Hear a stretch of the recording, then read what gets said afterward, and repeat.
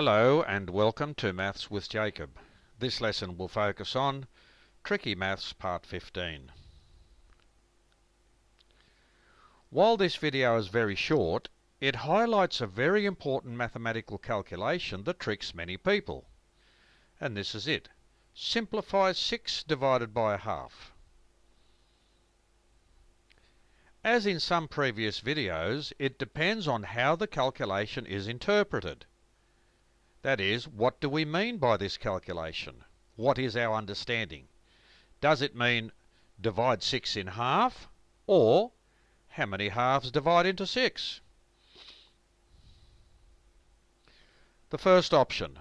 So if our interpretation is that the sum means divide 6 in half, that means the answer would be 3.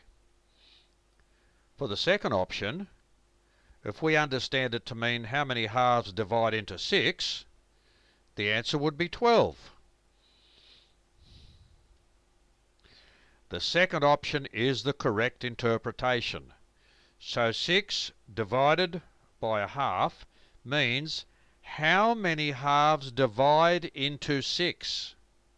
How many of these halves divide into the whole number 6? There are 12 halves in 6.